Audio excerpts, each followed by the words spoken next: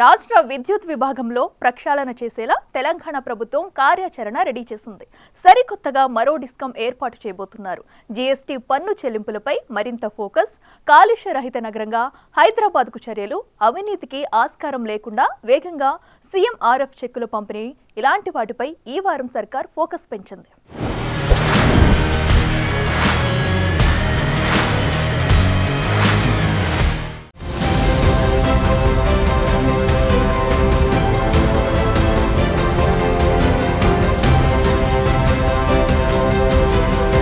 తెలంగాణలో విద్యుత్ విభాగం ప్రక్షాళన చేయటానికి అవసరమైన సంస్కరణలు అమలు చేయాలని రేవంత్ రెడ్డి ఆదేశాలు జారీ చేశారు. సంస్కరణల్లో భాగంగా కొత్తగా మరో డిస్కం ఏర్పాటు చేయాలని, అందుకు అవసరమైన చర్యలు తీసుకోవాలని అధికారులను ఆదేశించారు. ఇంధన శాఖపై సీఎం రేవంత్ జూలై 30న తన నివాసంలో రివ్యూ చేశారు. ఎన్పీడీసీఎల్, ఎస్పీడీసీఎల్లతో పాటు కొత్తగా మరో డిస్కంను ఏర్పాటు చేసి దాని పరిధిలోకి వ్యవసాయ రంగంతో పాటు 200 యూనిట్ల ఉచిత గృహ విద్యుత్, స్కూళ్లు, కాలేజీలకు ఉచిత విద్యుత్ పథకాలన్నీ తీసుకురావాలని సూచించారు. దీనికి రాష్ట్రమంతా ఒకే యూనిట్ గా కొత్త డిస్కం పరిధి ఉండాలని చెప్పారు. కొత్త డిస్కం ఏర్పాటు వల్ల ఇప్పుడున్న డిస్కంల పనితీరు మెరుగుపడుతుందని, జాతీయ స్థాయిలో రేటింగ్ పెరుగుతుందన్న ఆలోచన చేశారు సీఎం రేవంత్ రెడ్డి. డిస్కంల ఆర్థిక స్థితిగతులను మెరుగుపరిచేందుకు సంస్కరణలు తప్పనిసరని అన్నారు.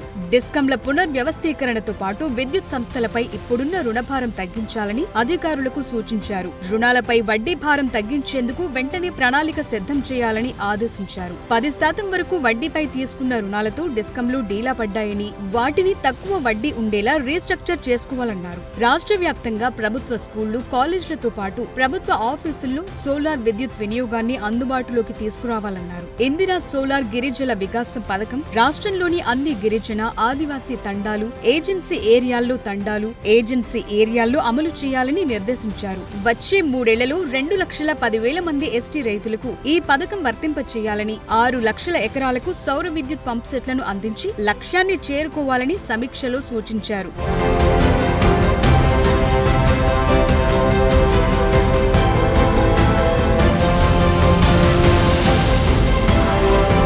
వస్తు సేవల పన్నుకు జీఎస్టీ సంబంధిత ఎగవేతలకు అడ్డుకట్ట వేయాలని సీఎం రేవంత్ రెడ్డి జూలై 30న చేసిన రివ్యూలో వాణిజ్య పన్నుల శాఖ అధికారులకు సూచించారు. జీఎస్టీ పరిధిలోని సంస్థలు సక్రమంగా పన్ను చెల్లించేలా చూడాలన్నారు. అదే సమయంలో చెల్లింపుదారులకు సంబంధించి డౌట్ల నివృత్తికి కాల్ సెంటర్ ఏర్పాటు చేయాలన్నారు. వాణిజ్య పన్నుల శాఖపై సీఎం సమీక్ష నిర్వహించారు. ఈ సెంటర్ నిర్వహణలో ఏఐను వాడుకోవాలన్నారు. జీఎస్టీ ఇతర పన్నుల విషయంలో ఇతర రాష్ట్రాలు ఎలా పద్ధతులు ఫాలో అవుతున్నాయో స్టడీ చేసి మేలైన విధానాలను స్వీకరించాలన్నారు. పన్ను చెల్లింపుదారులకు మెరుగైన సేవలందించేలా కార్యాలయాల్లో అన్ని రకాలుగా ఏర్పాట్లు చేయాలన్నారు.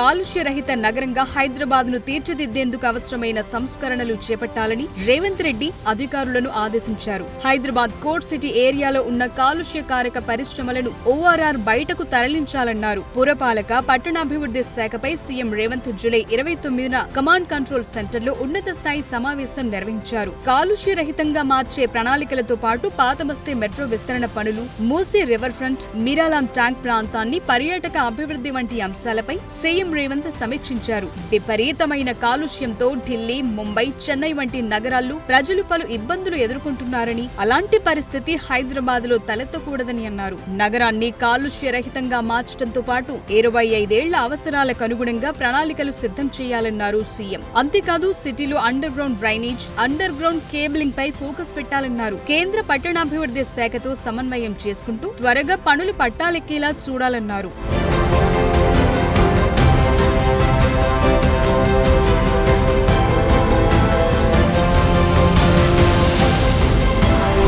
జూలై 28న జరిగిన తెలంగాణ మంత్రిమండలి సమావేశంలో కీలక అంశాలు చర్చకొచ్చాయి. స్థానిక సంస్థలు, విద్య, ఉద్యోగాల కల్పనలో బీసీలకు 42% రిజర్వేషన్లు కల్పిస్తూ రాష్ట్ర శాసనసభ ఆమోదించిన 2 బిల్లులకు వెంటనే చట్టబద్ధత కల్పించాలని రాష్ట్ర మంత్రిమండలి రాష్ట్రపతికి విజ్ఞప్తి చేసింది. కేంద్ర ప్రభుత్వం సూచనలతో రాష్ట్రంలోని రవాణా శాఖ అంతర్రాష్ట్ర చెక్పోస్టులను రద్దు చేయాలని కేబినెట్ నిర్ణయించింది. హైదరాబాద్ తో పాటు రాష్ట్రంలోని అన్ని మున్సిపల్ కార్పొరేషన్లలో మైక్రో బ్రూవరీస్ ఏర్పాటు ఏర్పాటుకు కేబినెట్ ఆమోదం తెలిపింది. సీతారామ లిఫ్ట్ ఇరిగేషన్ ప్రాజెక్టు అంచనా వ్యయం సవరణలకు కేబినెట్ ఆమోదించింది. వైద్య ప్రవేశాల్లో స్థానికతపై సుప్రీంకోర్టు వ్యాఖ్యలపై కేబినెట్ చర్చించింది.